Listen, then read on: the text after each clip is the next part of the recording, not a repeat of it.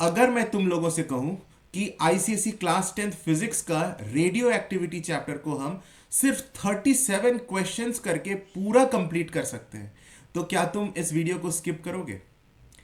बिल्कुल। आज हम इस वीडियो में ओनली 37 क्वेश्चंस को डिस्कस करेंगे और हमारा पूरा radio activity chapter complete revision हो जाएगा। तो चलो इसको शुरू करते हैं। वीडियो को एंड तक देखना। रेडियो एक्टिविटी चैप्टर को हम फ्रॉम ए टू जेड पूरा कंप्लीट करेंगे with only 37 questions. Let's start the first question. तो सबसे पहला क्वेश्चन है, अ रेडियो एक्टिव न्यूक्लियस। न्यूक्लियस का देखो यहां पे दिया हुआ है स्ट्रक्चर, उसका एक्स उस न्यूक्लियस का नाम है और ए जो ऊपर में लिखा गया है ये उसका मास नंबर है, जेड एटॉमिक नंबर है। Emits an alpha particle followed by 2 beta particles. What is the final composition of the daughter nucleus? तो ये हमारा ओरिजिनल न्यूक्लियस है। इसने सबसे पहले क्या किया, इसने एमिट किया एक अल्फा पार्टिकल। तो अल्फा पार्टिकल के एमिशन से क्या होता है, मास नंबर डिक्रीज हो जाता है बाय 4, तो ऊपर वाला A-4 हो गया और एटॉमिक नंबर 2 डिक्रीज होता है, सो Z-2 हो गया। ठीक है, उसके बाद क्या हुआ, फॉलोड बाय 2 बीटा पार्टिकल्स। तो पहला एक बीटा पार्टिकल एमिट हुआ। बीटा पार्टिकल के एमिट होने से, चलो इसका नाम मैंने X2 रख दिया, पहले वाले का नाम X1 रखा था। अभी बीटा पार्टिकल एमिट हुआ तो वो X2 बन गया और X2 बनने से, बीटा पार्टिकल एमिट होने से मास नंबर में कोई चेंज नहीं आता, तो ये X-4 ही रहेगा। मास नंबर में कोई चेंज नहीं आता है, लेकिन एटॉमिक नंबर इंक्रीजेस बाय 1, तो ये Z-2 Z-1 बन जाएगा। अब इसके बाद एक और बीटा पार्टिकल एमिट हुआ, क्योंकि यहां लिखा हुआ है फॉलोड बाय 2 बीटा पार्टिकल्स। तो एक दूसरा जो बीटा पार्टिकल एमिट हुआ उससे उसका स्ट्रक्चर X3 बन गया। और देखो मैंने बताया कि मास नंबर में कोई चेंज नहीं होगा, सो इट रिमेन्स X-4, लेकिन ये Z-1 जो है उसमें इंक्रीज हो जाएगा बाय 1, तो ये Z-1 से Z हो जाएगा, क्योंकि एक +1 हो जाएगा तो ये Z बन जाएगा।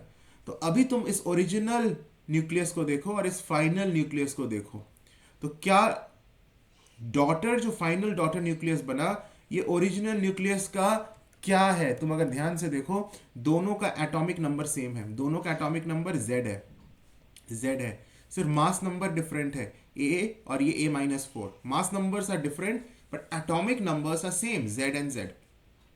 तो इसका मतलब ये जो ओरिजिनल X है और ये जो फाइनली X3 बना, ये एक दूसरे का आइसोटोप्स है। आइसोटोप्स का मतलब होता है कि दोज न्यूक्लियस और atoms of the same element which has different mass number but same atomic number।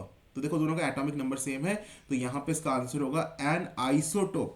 ये एक दूसरे का आइसोटोप है, N isotope of the parent nucleus X। इतना ही सिंपल है। ठीक है, आइसोबार एक ऑप्शन है, एक आइसोटोन। फिर मैं तुम्हें बता देता हूं अभी आइसोबार क्या होता है, आइसोटोन क्या होता है। आइसोबार होते हैं atoms of different elements having the same mass number but different atomic number।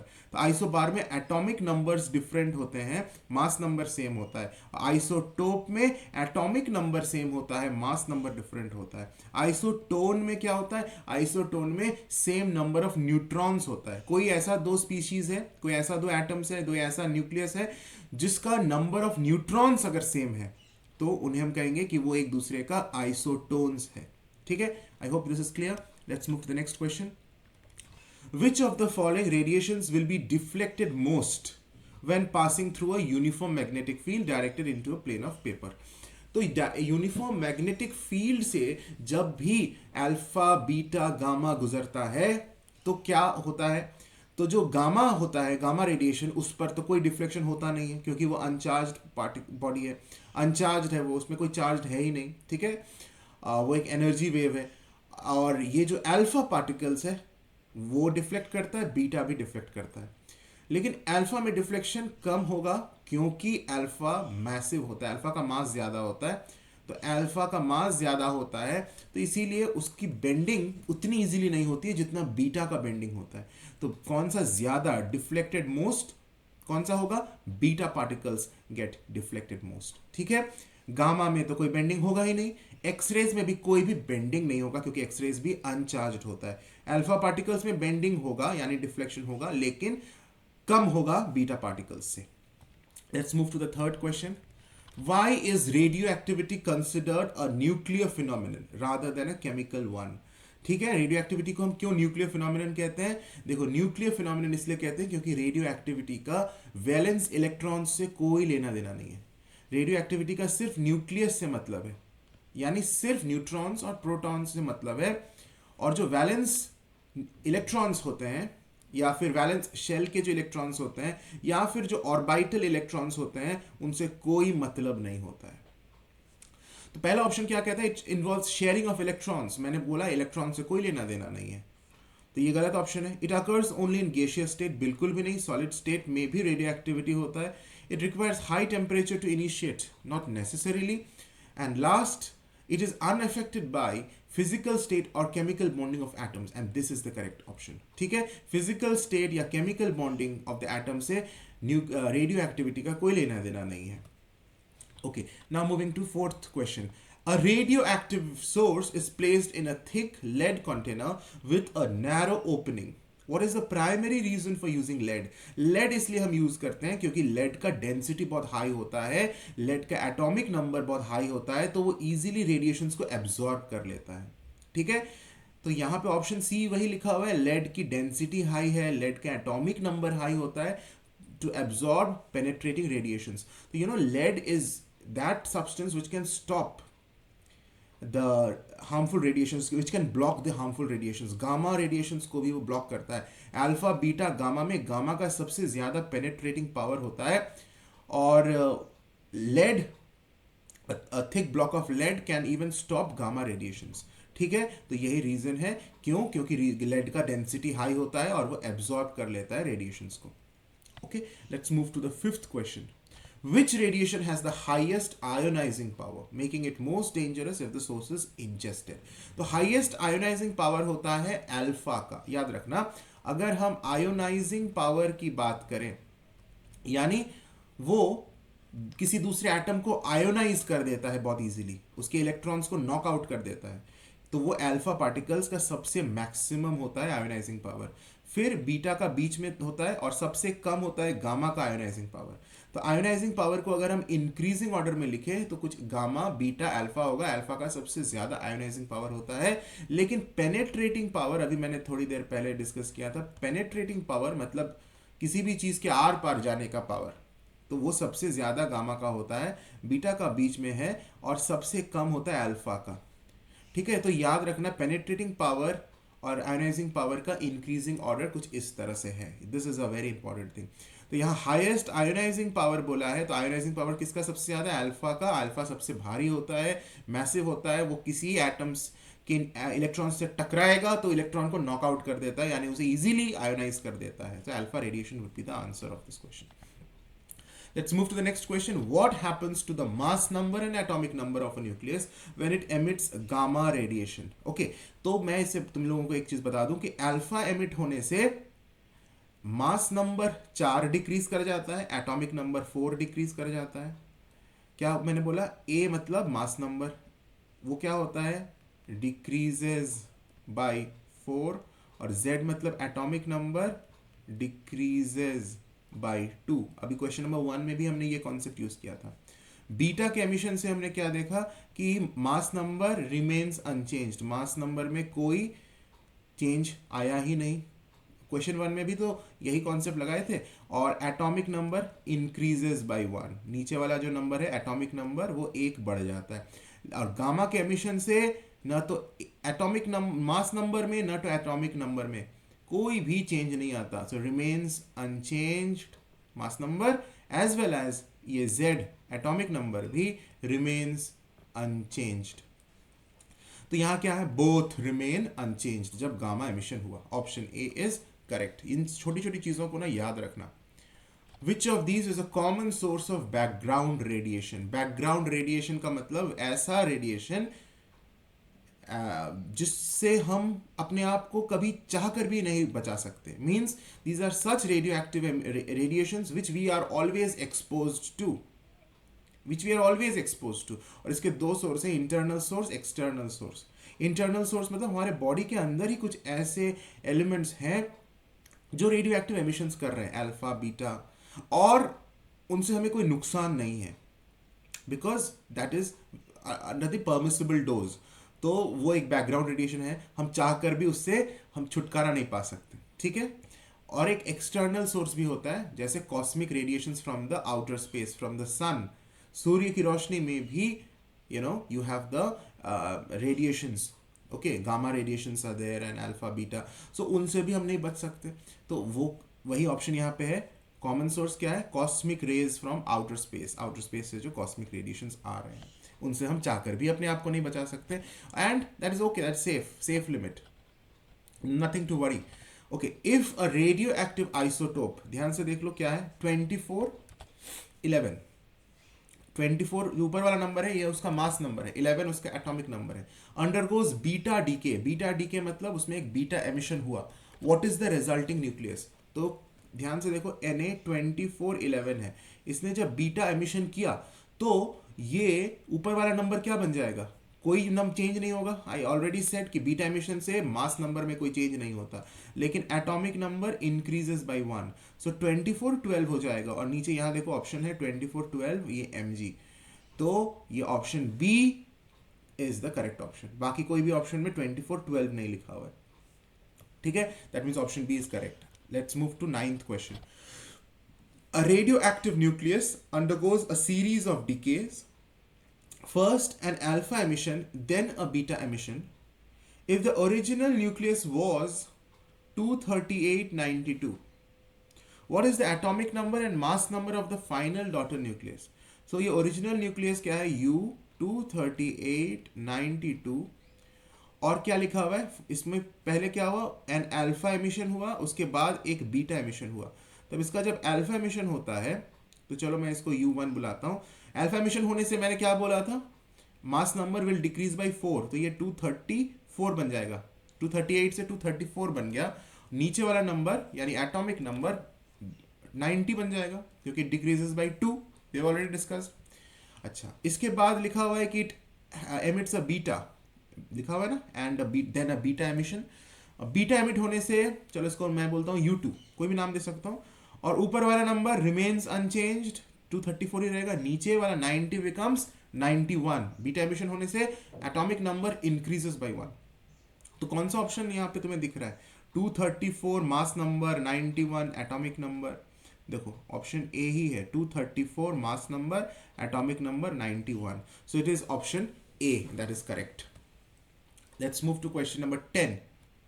Which of these is the most significant reason why radioactive waste from nuclear power plants is handled with extreme caution? देखो, radio active waste बहुत dangerous होता है, वो सालों तक, 1000 सालों तक वो एक्टिव रहता है, हैजर्डस रहता है, and that is option D, it remains active and hazardous for thousands of years. So this is the most significant reason कि हम रेडियो एक्टिव वेस्ट से इतना क्यों डरते हैं, इसे हम इतना सेफली क्यों हैंडल करते हैं। Question 11, in the context of safety, why workers in nuclear facilities required to why are workers in nuclear facilities required to wear film badges?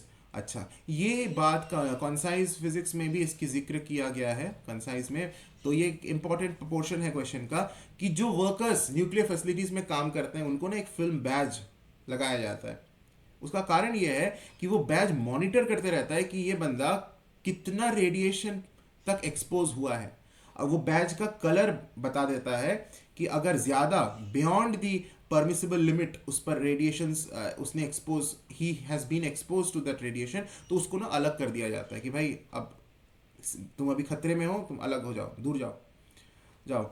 तो वो बैज का काम यही है, to monitor the total amount of radiation exposure over time. तो it is a very important thing. Question number 12. Which of the following describes the change in nucleus during a gamma emission? तो gamma emission होने से तो न atomic number में कोई change आता है, न मास नंबर में कोई चेंज आता है। तो यहाँ पे लिखा हुआ है the nucleus loses 2 protons and neutrons। नहीं, गलत। एक ऑप्शन देखो यहाँ लास्ट में लिखा हुआ है क्या, सारे ऑप्शंस को पहले पढ़ लेते हैं। पहला तो गलत है, क्योंकि ना तो प्रोटॉन लूज करता है ना तो न्यूट्रॉन लूज करता है। दूसरा, neutron is converted to proton, ये भी गलत। तीसरा, न्यूक्लियस स्प्लिट्स इनटू टू रफली इक्वल पार्ट्स, ये भी गलत, ये तो न्यूक्लियर फिशन में होता है। न्यूक्लियर फिशन बोल के एक फिनोमिनन है, उसमें एक न्यूक्लियस दो छोटे छोटे न्यूक्लियस में टूटता है।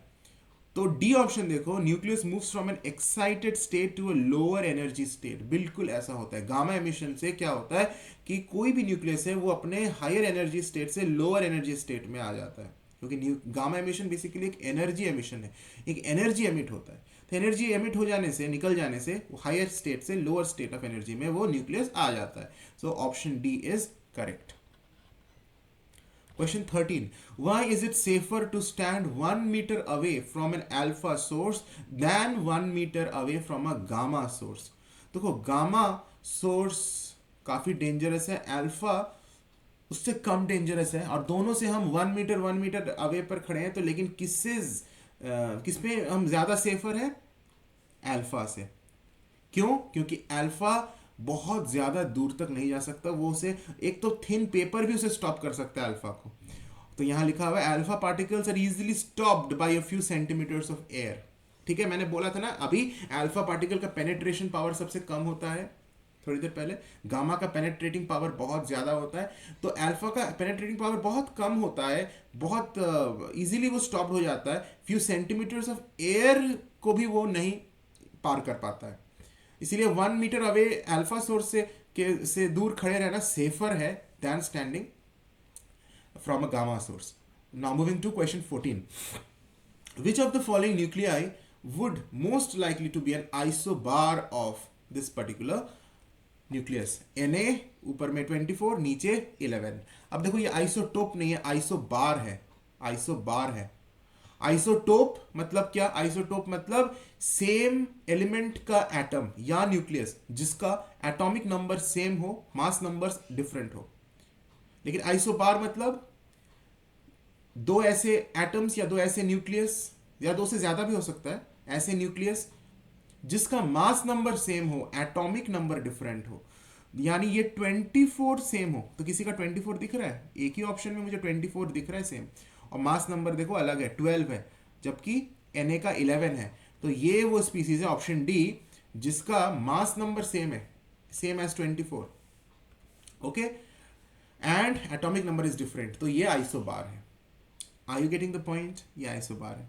लेकिन अगर मैं तुम लोगों को ये बताऊं कि ये वाला ऑप्शन सी के साथ, ऑप्शन सी इसका आइसोटोप है, क्योंकि देखो नीचे वाला नंबर 11 है, ऊपर वाला नंबर अलग अलग है, यानी मास नंबर डिफरेंट है, एटॉमिक नंबर सेम है ऑप्शन सी के साथ। लेकिन ऑप्शन डी के साथ मास नंबर सेम है, एटॉमिक नंबर डिफरेंट है, तो ऑप्शन डी इसका आइसोबार है। Moving to the next question. The energy released in sun is primarily due to which nuclear process? तो ये एक recall based question है, तुम्हें ये याद रखना है कि सन में जो मोस्ट इंपॉर्टेंट फिनोमिनन जो हो रहा है, जिससे ये एनर्जी बन रहा है, वो है न्यूक्लियर फ्यूजन। ठीक है, ये तुम्हें याद रखना होता है, तो इसको तुम याद रखना कि nuclear fusion is that process. Nuclear fusion में क्या होता है? न्यूक्लियर फ्यूजन में होता है दो small nucleus they combine to form a big nucleus. Okay, तो सन में यही हो रहा है। What happens to the neutron to proton ratio of a nucleus when it emits a beta particle? तो कोई भी न्यूक्लियस है, उसने अगर एक बीटा पार्टिकल को एमिट करा, तो उसका न्यूट्रॉन टू प्रोटॉन रेशियो क्या हो जाता है? क्या वो डिक्रीज करता है, इंक्रीज करता है, या रेशियो में कोई बदलाव नहीं होता, इट स्टेज द सेम, या इट बिकम जीरो? क्या होता है? सुनो, तो एक एग्जाम्पल से इसे समझते हैं। इसे एग्जाम्पल से अगर हम समझें तो चलो हम एक ले लेते हैं एग्जाम्पल। एक कोई भी न्यूक्लियस है एक्स, और उसका मान लेते हैं कि उसमें था 230 मास नंबर और 30 एटॉमिक नंबर। ठीक है, तो इसने एक बीटा एमिट किया, तो बीटा एमिट करने के बाद ये मान लो बन गया x1, और ऊपर वाला नंबर रिमेन्स अनचेंज्ड, नीचे वाला 31 हो गया। तो अभी इन दोनों का कंपैरिजन करते हैं, x और x1 का। तो x की अगर हम बात करें, तो इसमें नंबर ऑफ न्यूट्रॉन्स कितने हैं उसको हम निकाल लेते हैं, फिर हम न्यूट्रॉन टू प्रोटॉन रेशियो दोनों का निकालेंगे। इसमें न्यूट्रॉन्स कितने हैं? सो 230 माइनस 30 है ना, मास नंबर को हम एटॉमिक नंबर से सब्ट्रैक्ट करते हैं तो हमें नंबर ऑफ न्यूट्रॉन्स मिलता है, so that is 200 in this case for x, 230 minus 30, और प्रोटॉन्स कितने हैं 30। सो इस केस में न्यूट्रॉन टू प्रोटॉन रेशियो क्या है 200 डिवाइडेड बाई 30, ठीक है। और अगर हम x1 की बात करें, अगर हम x1 की बात करें तो इसमें 230 माइनस 31 करेंगे, so that would give me the number of neutrons and that is 199 and number of protons is 31, number of protons is 31 in case of x1। तो इसमें अगर हम n by p रेशियो करें इट इज 199 by 31। तो दोनों को अगर compare करो तो सबसे पहले इसमें आया था 200 by 30 जो था, इसको सॉल्व करने पर 6.67 होगा और ये 6.42 होगा। तो तुम अगर देखो कि पहले के मुकाबले इसका कम हो गया वैल्यू, यानी रेशियो हैज डिक्रीज्ड। तो बीटा एमिट होने से the ratio, the n by p ratio, neutron to proton ratio decreases. I hope you have understood this with an example, very simple. तो कभी भी इस तरह का क्वेश्चन आए तो उसको तुम एग्जाम्पल से, कोई भी एक रैंडम एग्जाम्पल से उसको समझ लेना, ठीक है, और बहुत इजीली कर लेना। Which of the following materials is most effective in stopping gamma radiation? I just told you it is lead, thick block of lead. A nucleus, देखो यहाँ क्या इसका अच्छे से इसका थोबड़ा देख लो, x ऊपर में a मतलब मास नंबर, z मतलब atomic number, emits one alpha particle। अच्छा ये तो हमारा क्वेश्चन 1 जैसा ही है, एग्जैक्टली वैसा ही है। emits one alpha particle, alpha particle emit किया तो ये बन गया x1 a minus 4 z minus 2, यानी mass number decrease by 4, atomic number decrease by 2 and then 2 beta particles. तो ये हमारा एग्जैक्टली क्वेश्चन 1 को ही एक दूसरे तरीके से फ्रेम कर दिया गया है, कोई बात नहीं फिर से कर लेते हैं। तो ये 2 बीटा पार्टिकल एमिट हुआ, वो x2 बन गया। 2 बीटा पार्टिकल एमिट होने से देखो ऊपर वाले नंबर में तो कोई चेंज होगा ही नहीं बीटा पार्टिकल के एमिशन से, इट रिमेन्स x माइनस 4, लेकिन नीचे वाला नंबर जो है वो एक बीटा पार्टिकल के एमिट होने से इंक्रीजेस बाय 1, तो 2 बीटा पार्टिकल के एमिशन से इट इंक्रीजेस बाय 2, तो z माइनस 2 में अगर हम +2 कर दे तो इट बिकम z। तो व्हाट इज इट, ये दोनों एक दूसरे का आइसोटोप्स है, ओरिजिनल एंड द फाइनल, है ना, आइसोटोप्स है, क्योंकि देखो नीचे वाला number it is still z in both, z only mass number is different, a and a minus 4, तो एक दूसरे का वो आइसोटोप है। क्वेश्चन 1 में यही था। तो x एंड दिस y, इसे हम y का, क्वेश्चन में से y कहा गया है, so we can x2 is nothing but the y, I have taken it x2 but in question it says to take it y, so okay this is y। So x and y, they are isotopes. Okay, isotopes. Nothing to worry. Very simple question. In a nuclear fission reaction, जिसका U 23592 ये दिया हुआ है, 235 mass number है, atomic number है 92। Okay, the total mass of the product is, एक nuclear fission हुआ इसका, ओके, न्यूक्लियर फिशन होने के बाद the total mass of the product is found to be slightly less than the mass of the original reactants. And यही तो है बहुत इंपॉर्टेंट चीज कि न्यूक्लियर फिशन में क्या होता है, tremendous amount of energy create होता है, और जो प्रोडक्ट न्यूक्लियस प्रोडक्ट का जो मास होता है वो थोड़ा कम होता है ओरिजिनल रिएक्टेंट्स के मास से, तो यानी मास का लॉस हो जाता है, लॉस ऑफ मास होता है।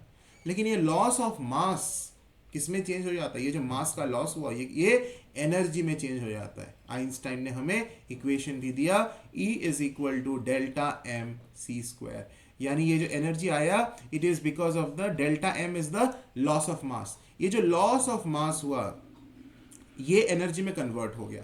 तो वही पूछा है what has happened to this missing mass, ये मास गया कहाँ, it was converted into kinetic energy and gamma radiation, वो एनर्जी में कन्वर्ट हो गया। As simple as this.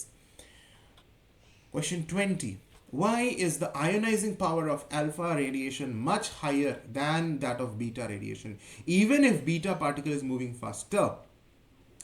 तो देखो थोड़ी देर पहले मैंने बताया था अल्फा का आयोनाइजिंग पावर मैक्सिमम होता है लेकिन पेनेट्रेटिंग पावर बहुत कम होता है, और इसका रीजन भी मैंने वही बताया था कि क्यों अल्फा का आयोनाइजिंग पावर मच हायर होता है, क्योंकि अल्फा का मास बहुत ज्यादा होता है, मास इज हायर, अल्फा का भारी होता है बीटा से, तो वो किसी को एटम से टकराता है तो उसके इलेक्ट्रॉन्स को नॉक आउट कर देता है, यानी उसे आयोनाइज कर देता है। तो इसका रीजन यही है they have twice the charge and about 8,000 times the mass of beta particles. भारी है. पहला ऑप्शन गलत क्यों है? Alpha particles can penetrate deeper into matter. बिल्कुल भी नहीं. अल्फा पार्टिकल्स का तो पेनेट्रेटिंग पावर बहुत कम है. सी भी गलत है. बीटा पार्टिकल्स है न्यूट्रल. बिल्कुल नहीं. बीटा पार्टिकल्स का चार्ज होता है. बीटा पार्टिकल्स नेगेटिवली चार्ज होता है. अल्फा पार्टिकल्स पॉजिटिवली चार्ज होता है. और ये लास्ट ऑप्शन से कोई मतलब ही नहीं है. It is not the reason for it. So reason is alpha particles have twice the charge and about 8,000 times the mass of beta particles. Question 21. An experimenter observes that a radioactive sample's activity does not change when the sample is crushed into a fine powder. This proves what? कि हमें physical state से radio activity का कोई मतलब नहीं है. तुमसे powder बना दो, लिक्विड बना दो, कुछ भी कर दो, रेडियो एक्टिव जो सैंपल है it is independent of the physical state because it is a nuclear phenomenon. Here it goes. Radioactive nuclear phenomenon is independent of physical state. याद रखना ये बात. Recall based. A radioactive. Question 22. A radioactive nucleus P एक radioactive nucleus है. It decays to Q by alpha emission. वो P से क्या बन गया? Q जब अल्फा एमिशन हुआ. तो चलो इसको ऊपर वाला नंबर को मैं A ले लेता हूं, नीचे को Z, क्योंकि कोई नंबर दिया नहीं हुआ है तो वी विल टेक अल्फाबेट्स. तो अल्फा एमिशन होने से ये A-4 हो गया और नीचे Z-2 हो गया. ये हमेशा याद रखना. अल्फा एमिशन होने से मास नंबर 4 डिक्रीज होता है और एटॉमिक नंबर 2 डिक्रीज होता है. उसके बाद क्या लिखा हुआ है? Q then decays to R by gamma emission. ये Q फिर R बन गया गामा एमिशन होने से. अच्छा, गामा एमिशन होने से तो न तो ऊपर वाले नंबर में कोई चेंज होता है यानी मास नंबर में कोई चेंज होता है, न तो एटॉमिक नंबर में कोई चेंज होता है. सो R में भी it will be A-4 Z-2 only, no change. So how do the mass numbers of P and R compare? तो ये P और R को देखो, P और R, तो कौन सा ऑप्शन करेक्ट है? मास number of R is 2 less than P. बिल्कुल नहीं. मास number of R is 4 less than P. P का अगर A है मास नंबर, ऊपर वाला नंबर, मास नंबर इज ऊपर वाला नंबर, तो R का A-4 है. 2 कम नहीं है, 4 कम है, तो ये तो गलत है. ऑप्शन बी देखो, मास number of R is 4 more than P. ये भी गलत है. 4 मोर नहीं है, 4 लेस है R में. Mass number of R is same as R of P. ये भी गलत है, सेम तो नहीं है. और लास्ट ऑप्शन क्या है? मास number of R is 4 less than P. बिल्कुल सही जवाब ऑप्शन डी. R का P से मास नंबर 4 कम है. क्वेश्चन 23. क्या कहता है question? If the nucleus of an atom is represented bye X A Z. ठीक है, ये इसका थोबड़ा देख लो अच्छे से. Nucleus of an atom is represented by A ऊपर में है, मतलब वो मास नंबर है. Z नीचे एटॉमिक नंबर है. X है नाम न्यूक्लियस का. It absorbs a neutron and then emits a beta particle. इसने एक न्यूट्रॉन को लिया, एक न्यूट्रॉन को लिया. अब ध्यान से समझो, न्यूट्रॉन को एनगल्फ करने के बाद, एब्जॉर्ब करने के बाद, इसका ऊपर वाला नंबर में कोई चेंज होगा कि नहीं होगा? बिल्कुल होगा, क्योंकि ऊपर वाला number is mass number and mass number means it is the sum of protons and neutrons. Mass number जो A होता है वो sum of protons and sum of neutrons होता है. तो उसने अगर एक न्यूट्रॉन को एब्जॉर्ब किया तो फिर ये A तो A+1 बन जाएगा, क्योंकि उसने एक न्यूट्रॉन को एब्जॉर्ब किया. लेकिन Z is only number of protons. Mass Z is atomic number. Atomic number is only number of protons. तो ये Z में कोई चेंज नहीं आएगा. Z will remain Z. If you see, A becomes A+1 but Z remains Z. तब जब उसने एक न्यूट्रॉन को एब्जॉर्ब किया, तो न्यूट्रॉन को एब्जॉर्ब करने से मास नंबर एक बढ़ गया, एटॉमिक नंबर में कोई फर्क नहीं आया. उसके बाद उसने एक बीटा पार्टिकल को एमिट किया. It emits a beta particle. Beta particle के एमिशन होने से, चलो इसको मैं X2 बुलाता हूं, ऊपर वाला नंबर रिमेन्स अनचेंज. तो ये A+1 जो था इट रिमेन्स A+1. लेकिन नीचे वाला नंबर इट बिकम्स Z+1. यहां Z था तो ये Z+1 हो गया. It increases by 1. Beta particle के एमिशन से एटॉमिक नंबर इंक्रीजेस बाय 1. तो ये है फाइनल न्यू न्यूक्लियस. कोई ऐसा ऑप्शन है जहां A+1 और Z+1 दिख रहा हो? देखो ऑप्शन बी A+1 और Z+1 दिख रहा है. इसे उसने Y कहा है. It doesn't matter, we are only bothered about the number. So you see A+1 is mass number and Z+1 is the atomic number. Okay, it was a very good question. Question number 24. Which of the following is an essential condition for nuclear fusion that is not required by nuclear fission? देखो, nuclear fusion और nuclear fission में क्या होता है? Nuclear fusion और nuclear fission एक दूसरे का उल्टा है. To some extent we can understand in this way. Nuclear fusion जो होता है, इसमें दो छोटे छोटे न्यूक्लियाई को कंबाइन करके एक बड़ा न्यूक्लियस बनाया जाता है. और न्यूक्लियर फिशन में क्या होता है? एक बड़ा न्यूक्लियस को स्प्लिट किया जाता है दो छोटे छोटे डॉटर न्यूक्लियाई में. उल्टा है ना? अगर तुम न्यूक्लियर फ्यूजन को देखो तो दो न्यूक्लियाई को एक साथ पास में ले आना और उसे एक बड़ा न्यूक्लियस बनाना, ये काफी टफ काम है, क्योंकि ये दोनों न्यूक्लियाई पॉजिटिव चार्ज होता है. न्यूक्लियस पर क्या चार्ज होता है? पॉजिटिव चार्ज, प्रोटॉन की वजह से. तो ये भी पॉजिटिव चार्ज है, ये भी पॉजिटिव चार्ज है. दो पॉजिटिव चार्जेस को एक साथ लाओ, ये काफी एक दूसरे को तो वो रेपल करेगा. यानी ये हम इजीली नहीं कर सकते. इसके लिए मुझे हाई प्रेशर चाहिए. न्यूक्लियर फ्यूजन को करने के लिए, फ्यूजन की बात कर रहे हैं, न्यूक्लियर फ्यूजन को करने के लिए मुझे हाई प्रेशर चाहिए और हाई टेम्परेचर भी चाहिए, ताकि हम इनके बीच में जो इलेक्ट्रोस्टैटिक फोर्स ऑफ रिपल्शन है उसको ओवरकम कर सके. सो न्यूक्लियर फ्यूजन, ये बहुत इंपॉर्टेंट चीज बोल रहा हूं, nuclear fusion can be done only at a higher temperature and high pressure so as to overcome the strong electrostatic forces of repulsion between two positively charged nuclei.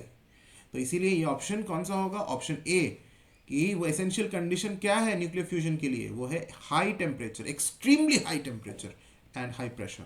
Alright, option A. Now the next question, complete the following alpha decay equation. देखो यहाँ पे एक alpha particle emit हुआ. Alpha particle ऐसा ही दिखता है ना, ऐसे लिखते हैं He42. This is what an alpha particle looks like. Doubly ionized helium atom. Okay, so what are the values of A and Z? यहाँ देखो ए और जेड का वैल्यू क्या होगा. अगर तुम्हें स्क्रीन में नहीं दिख रहा है तो मैं इसे बड़ा बड़ा लिख देता हूँ. U23892, इसने ये बन गया थोरियम AZ और एक अल्फा एमिशन हुआ He42. तो ये बहुत सिंपल है कि अल्फा एमिशन होने से ऊपर वाला नंबर क्या बन जाएगा? 4 डिक्रीज हो जाएगा. सो 238 बन जाएगा 234, और ये 90 बन जाएगा, 2 डिक्रीज हो जाएगा. So 234 and 90. तो 234 and 90 is in option B. देखो 234 एंड 90. एक चीज और देख लेना यहाँ पे कि ये भी वेरीफाई कर लेना. मैं इसको थोड़ा क्लीन करके अच्छे से लिख रहा हूँ. यहाँ मैंने 23490 लिखा है. यस, अगर तुम देखो तो प्रोडक्ट साइड के मास नंबर्स को ऐड कर लो. 234 और 4 को ऐड करो. It should be equal to the mass number on the reacted side 238. उसी तरह 90 प्लस 2 इज 92. ओके, तो मास numbers on the product side should be equal to the sum of mass numbers on the reactant side. Similarly, the sum of atomic numbers on the product side should be equal to the sum of atomic numbers on the reactant side. ये भी एक important चीज है और इस पर based question आगे हम करेंगे भी. तो अभी क्वेश्चन नंबर 26 में है. मैंने तुम लोगों को बताया था we will do 37 questions to cover the full chapter revision. तो इसीलिए बहुत इंपॉर्टेंट क्वेश्चन नंबर 26, ये एक असर्शन रीजनिंग बेस्ड क्वेश्चन है. असर्शन कहता है radioactivity is a nuclear phenomenon. बिल्कुल सही बात है, ये तुम जानते हैं, ये बात तो ट्रू है. रीजन क्या कहता है? The rate of radioactive decay is not affected by changes in temperature और प्रेशर. ये बात भी बिल्कुल सत्य है, और इसीलिए रेडियो एक्टिविटी एक न्यूक्लियर फिनोमिनन है कि रेडियो एक्टिव डीके का रेट चेंजेस इन टेम्परेचर या प्रेशर से नहीं होता. टेम्परेचर और प्रेशर को बढ़ा दो तो rate of radioactive decay में कोई फर्क नहीं पड़ता. So this is true and it also explains the assertion. तो option number A. Both A and R are true and R is the correct explanation of assertion. Question 27 में आता है in the decay chain. देखो decay chain को देखो, मैं यहाँ लिख रहा हूँ X लिखा हुआ है, यहाँ A लिखा हुआ है, Z लिखा हुआ है. यहाँ अल्फा एमिट हुआ तो ये X1 बन गया, फिर बीटा एमिट हुआ तो ये X2 बन गया. How does the nucleus X2 compare to the original nucleus X? बहुत ईजी है. तो अल्फा एमिशन होने से यहाँ ये x1 में क्या होगा? ये a-4 हो जाएगा, z-2 हो जाएगा. बीटा एमिशन होने से ऊपर में तो a-4 ही रहेगा, नो चेंज. नीचे वाला z-2 से z-1 हो जाएगा, क्योंकि नीचे वाला इंक्रीजेस बाय 1. तो यहाँ पे अब बोल रहा है ये x2 का और ये x का कैसे कंपैरिजन होगा. तो देखो ऑप्शन है मास number decreases by 4, atomic number decreases by 2। तो मास नंबर डिक्रीजेस बाय 4 तो सही है, ऊपर वाला नंबर तो a से a-4 हो गया, लेकिन नीचे वाला नंबर z से z-1 हुआ, so it does not decrease by 2, it decreases by 1। और ऐसा ऑप्शन कहां पे है? Option C, mass number decreases by 4, atomic number decreases by 1, यानी ऑप्शन सी इज करेक्ट। बाकी सारे ऑप्शंस गलत हैं। क्वेश्चन 28, assertion reason, assertion कहता है alpha particles have the highest ionizing power among the three radiations। तो अभी मैंने थोड़ी देर पहले ये बताया भी था तुम लोगों को कि अल्फा का सबसे ज़्यादा आयोनाइजिंग पावर होता है, और इसका रीज़न भी यही होता है कि वो बहुत भारी होता है और उसका चार्ज भी बहुत ज़्यादा है, मैक्सिमम चार्ज होता है, भारी होता है, मैसिव होता है। और वही तो यहाँ लिखा हुआ है, alpha particles have highest ionising power among the three radiations. It is true, reason भी बिल्कुल सही है, it is the heaviest and carry the maximum charge, that is +2e। सो ये भी सही है और ये उसका करेक्ट एक्सप्लेनेशन भी है। So both A and R are true and R is the correct explanation of A. Question 29, assertion reason again, gamma rays get deflected more than beta particles in a magnetic field। ये भी मैंने अभी थोड़ी देर पहले बताया था कि gamma rays में कोई चार्ज होता नहीं है, वो डिफ्लेक्ट करता नहीं है, ना तो मैग्नेटिक फील्ड में ना तो इलेक्ट्रिक फील्ड में। तो ये गलत है, गामा रेज आर डिफ्लेक्टेड बोल रहे हैं, तो ये बात तो बिल्कुल गलत है, it is wrong, false. Reason क्या कहता है? Gamma rays travel at a speed of light, ये बात सही है, gamma rays definitely travel. In fact जो भी हमारे इलेक्ट्रोमैग्नेटिक स्पेक्ट्रम के जितने भी रेडिएशंस है ना, तुम लोगों ने स्पेक्ट्रम चैप्टर में पढ़ा होगा, इलेक्ट्रोमैग्नेटिक रेडिएशंस जितने भी स्पेक्ट्रम जितने भी है, विजिबल लाइट तो है, उसके इस साइड जो इंफ्रारेड है, वायलेट के नीचे जो अल्ट्रावायलेट है, और रेड के ऊपर इंफ्रारेड है, फिर एक्सरेज, गामास, जो भी है सारे रेडिएशंस का स्पीड लाइट के स्पीड के बराबर होता है, यानी 3 × 10⁸ 3 × 10⁸ मीटर पर सेकेंड होता है। So this statement is absolutely true. So A is false, B is true, I mean R is true. कहां पे? B, option B, A is false, R is true. Okay, let's move to question 30। Which particle is missing in the following nuclear reaction? तो यहां पे देखो एक question mark दिया हुआ है, हमें मिसिंग पार्टिकल को निकालना है। क्या लिखा हुआ है? N14 7 plus He42 gives O, product में देखो ऑक्सीजन 17 8 प्लस क्वेश्चन मार्क है। अगर ध्यान से देखो तो मैंने ट्रिक क्या बताया था कि ऊपर वाले नंबर्स को ऐड करो और वो प्रोडक्ट के भी ऊपर वाले नंबर से सेम होना चाहिए। मास numbers, sum of mass numbers on the reactant side should be equal to the sum of mass numbers on the product side। तो यहाँ 14 + 4 करो तो 18 होता है, और 17 प्लस क्या करो तो 18 होगा, क्योंकि तुम्हें 18 लाना है, अल्टीमेटली तुम्हें ऊपर में 18 लाना है। 14 + 4 = 18, तो 17 + 1 होना चाहिए, ऊपर में तो 1 होना चाहिए। उसी तरह नीचे का देखो, 7 + 2 करो तो 9 होता है, तो यहाँ 8 है, तो 8 में क्या प्लस करो तो 9 होगा, यहाँ पे भी 1 होगा, तो 1 1 कौन सा ऑप्शन? Option B. देखो यहाँ 1 1, यानी ये ऑप्शन बी एक proton, and this is proton, that means the missing product is proton। okay, very simple, option B। question 31, in the equation का अगर तुम्हें साफ नहीं दिख रहा है मैं लिख लेता हूं, यहाँ पे x a z ये बना y a z + 1, और साथ ही साथ E0 - 1, ये बीटा पार्टिकल का नोटेशन है, सिंबल है, बीटा पार्टिकल को ऐसे लिखते हैं, यानी एक बीटा एमिशन हुआ है। तो क्या लिखा हुआ है? The emitted particle is beta particle, वो तो लिख भी दिया है। Where does this electron come from? ये बीटा पार्टिकल आया कहां से? सुनो, इसे हम भले कहते हैं इलेक्ट्रॉन, लेकिन ये वो इलेक्ट्रॉन नहीं है जो न्यूक्लियस के चारों तरफ ऑर्बिट कर रहा है। Okay, these are not the orbiting electrons। ये इलेक्ट्रॉन्स कौन से इलेक्ट्रॉन्स है? These are electrons released from the nucleus। इसे हम इलेक्ट्रॉन्स इसलिए बुला रहे हैं क्योंकि इसका चार्ज नेगेटिव होता है, एज सिंपल एज दिस। इसका चार्ज नेगेटिव होता है नॉर्मल इलेक्ट्रॉन्स के तरह, जो ऑर्बिटल इलेक्ट्रॉन्स है उसी के जैसा इसका भी चार्ज नेगेटिव होता है, इसीलिए हम इन्हें इलेक्ट्रॉन्स कहते हैं। But these are not those electrons, don't confuse with them. So these are the electrons which are emitted from the nucleus. So पहला ऑप्शन क्या है? These are the electrons from the inner K shell, बिल्कुल भी नहीं, shells का electron नहीं है ये। सी ऑप्शन को पढ़ते हैं, these are from the outermost valence shell of the atom, बिल्कुल नहीं, these come from the surrounding air molecules, ना जी ना, these come from the decay of a neutron into a proton within the nucleus, nucleus के अंदर से ये electrons release हुए हैं। So this is option B is correct. 32 question, यहां ध्यान से देखो, ये एक न्यूक्लियर फ्यूजन है, तुम्हें अगर ध्यान से दिख रहा है यहां पर एक न्यूक्लियस है H जिसका मास नंबर है 2, एटॉमिक नंबर 1, ये एक ड्यूटेरियम है, basically this is an isotope of hydrogen, और एक फिर से एक ड्यूटेरियम है, एन आइसोटोप ऑफ हाइड्रोजन, दो न्यूक्लियस है, इंडिविजुअल न्यूक्लियस है, इन दोनों न्यूक्लियाई को एक साथ जोड़कर देखो यहां हीलियम बना है, बड़ा न्यूक्लियस बना है, and this is nuclear fusion and tremendous amount of energy is released. वो तुम्हें दिख रहा है कितना, 3.27 mega electron volt, it's high amount of energy is released as a result of nuclear fusion. तो दो न्यूक्लियाई को जोड़कर एक सिंगल न्यूक्लियस बनाना, this is nuclear fusion, I just told you. So ये कौन सा which type of nuclear process is being represented? Option A, nuclear fusion. ठीक है।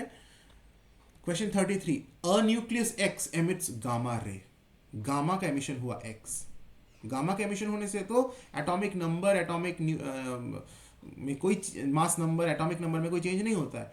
अच्छा, original nucleus was this cobalt, उसने एक एस्टेरिस्क दे रखा है, उससे कोई मतलब नहीं हमें, 6027 ये ओरिजिनल है, इसने गामा एमिशन किया, गामा एमिशन करने के बाद क्या कोई फर्क पड़ेगा इसके मास नंबर पे और एटॉमिक नंबर पे? बिल्कुल भी नहीं, it will still remain 60 and 27। तो ऐसा कोई ऑप्शन है 60 और 27? देखो ऑप्शन सी में है कि 60 और 27 है, बाकी में अलग अलग नंबर्स है, इसमें 60 और 20, 61 और 27 है, तो मास नंबर को इसने ऑप्शन ए में इंक्रीज कर दिया गया है, ऐसा नहीं हो सकता, it will remain same, 60 only, 27 only, 60 as mass number, 27 as atomic number. So option C is correct. 34, an atom polonium, polonium का सिंबल दिया हुआ है 210, इसका मास नंबर है 84, इसका एटॉमिक नंबर है। पोलोनियम डिकेज इनटू लेड, वो लेड बन जाता है by emitting an alpha particle, एक अल्फा पार्टिकल के एमिशन से। अच्छा, अल्फा पार्टिकल एमिट हुआ तो ऊपर वाला नंबर 4 डिक्रीज हो जाएगा, 206 हो जाएगा, 210 से 206 बन गया, सिंपल। और नीचे वाला नंबर 2 डिक्रीज हो जाएगा, 84 से 82 हो जाएगा, कितना सिंपल है। Now, what is the position of lead in the periodic table relative to polonium? तो periodic table में हम कैसे एलिमेंट्स को प्लेस करते हैं? periodic table में we place it in increasing order of their atomic numbers, atomic number के basis पर हम अरेंज करते हैं।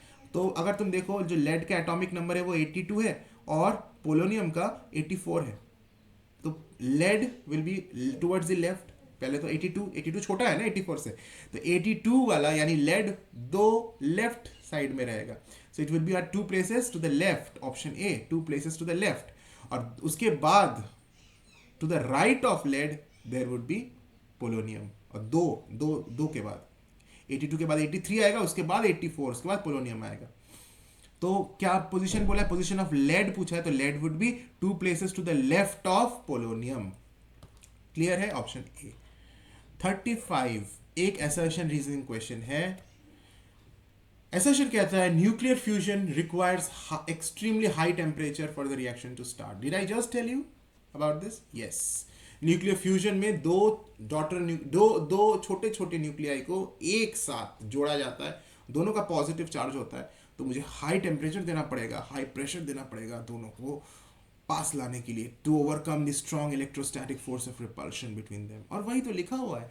तो option A, assertion A is correct because nuclear fusion requires extremely high temperature.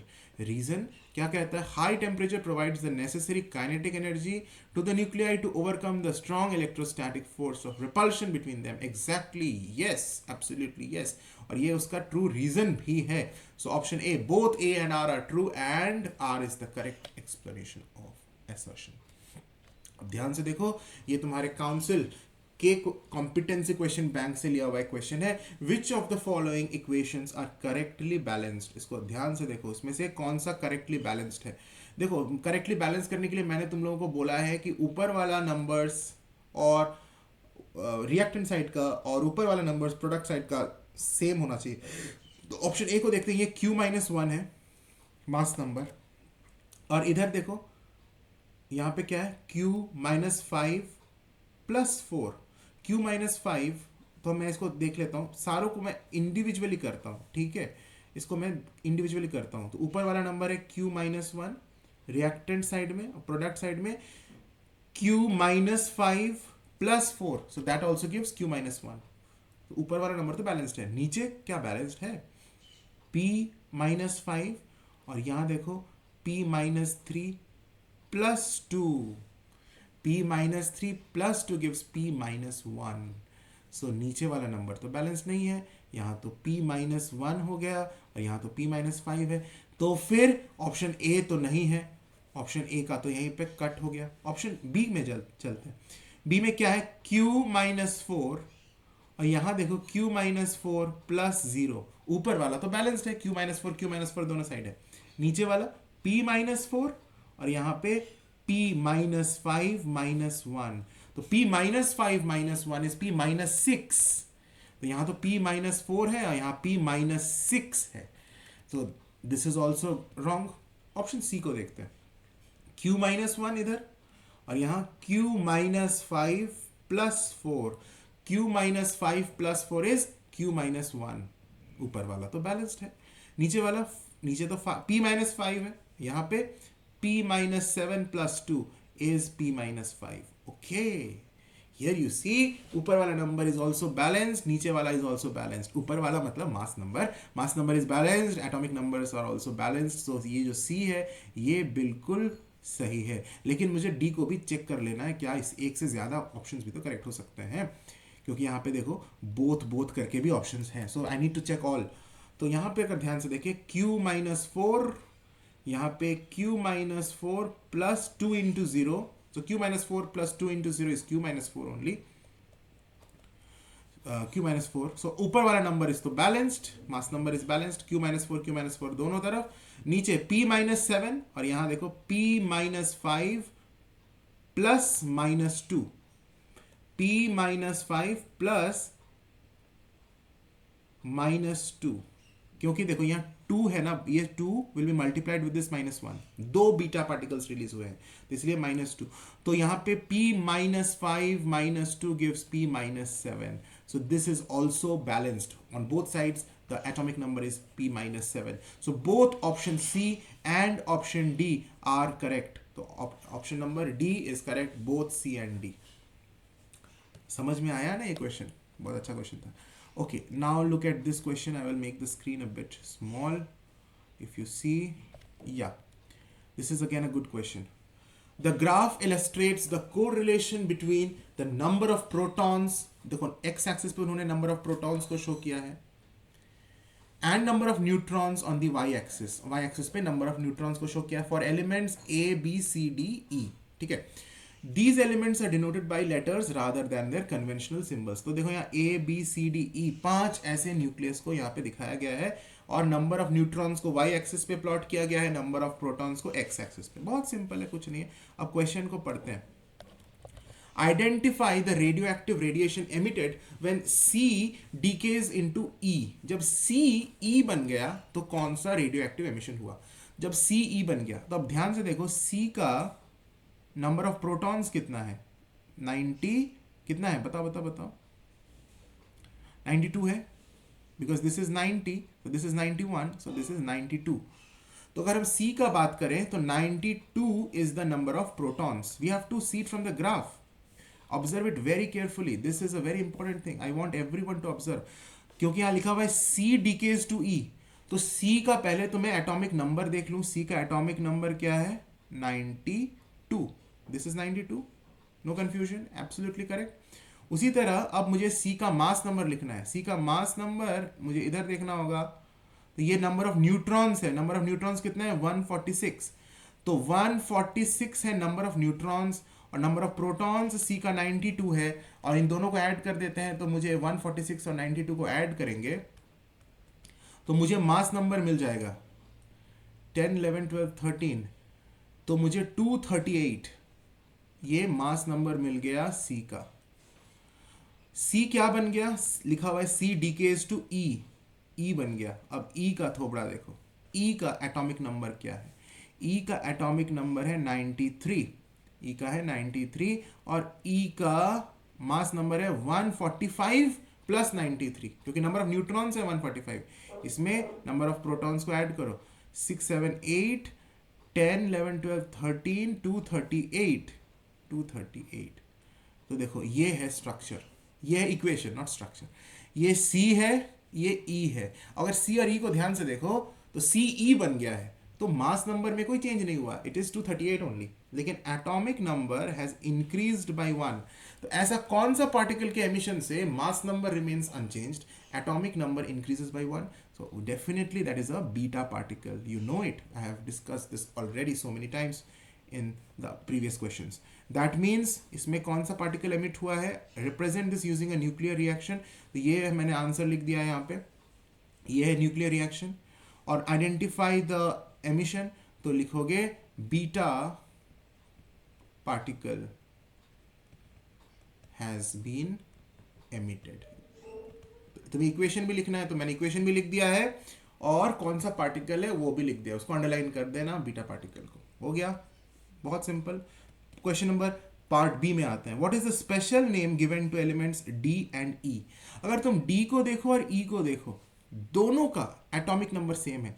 ई का भी एटॉमिक नंबर 93 है और डी का भी एटॉमिक नंबर 93 है, यानी दोनों का मास नंबर अलग अलग है। You see, number of neutrons अलग अलग हैं, यानी मास नंबर अलग अलग है डी और ई का, लेकिन दोनों का एटॉमिक नंबर सेम है। तो इसे हम आइसोटोप्स कहते हैं, आइसोटोप्स कहते हैं जब दोनों का मास नंबर डिफरेंट हो, एटॉमिक नंबर सेम हो। बहुत सिंपल। तो बी का आंसर होगा आइसोटोप्स।